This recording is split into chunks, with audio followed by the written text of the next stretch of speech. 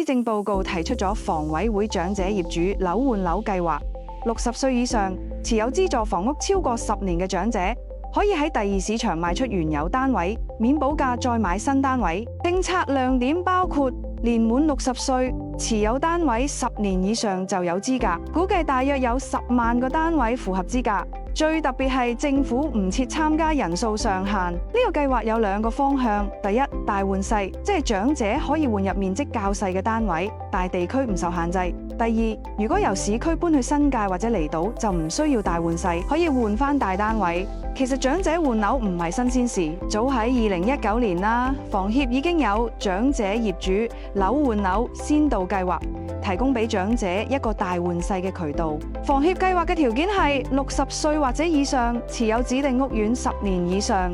換樓嘅時候，新單位必須比舊單位細。買入新單位之後2年內唔可以喺二手市場賣走。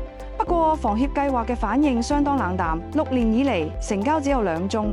如果比一比房協同房委會嘅最大分別，就係單位大細限制。房協一定要大換細，但房委會就更靈活，大換細冇地點限制。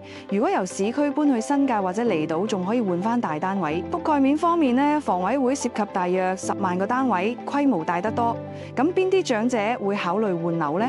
有啲因為仔女移居海外，探訪少咗；有啲因為仔女結婚後抽中居屋或者買咗新私樓，地點可能唔喺市區或者喺新發展區，距離原居所較遠。例如今年入伙嘅屯門兆翠苑、安達臣嘅安秀苑同埋安柏苑。亦都有人想賣大換細，套現資金應付生活費同醫療。最後咧，仲要考慮生活配套啦。如果本身住市區換市區細單位咧，可能會較為便利；如果換新界或者離島單位咧，可能要重新適應環境配套。一個例子，一位住喺旺角富榮花園嘅長者，單位已經持有10年以上，佢個仔最近搬咗去屯門兆翠苑。咁呢位長者咧就可以考慮賣出旺角富榮花園嘅單位，再換入屯門單位，唔單止搬近仔女方便照顧，仲可以將差額嘅資金用嚟做生活費。總結嚟講，政府呢個新政策其實係擴展房協經驗，但好多細節仍有待公布。對長者嚟講，最重要係清楚自己需求，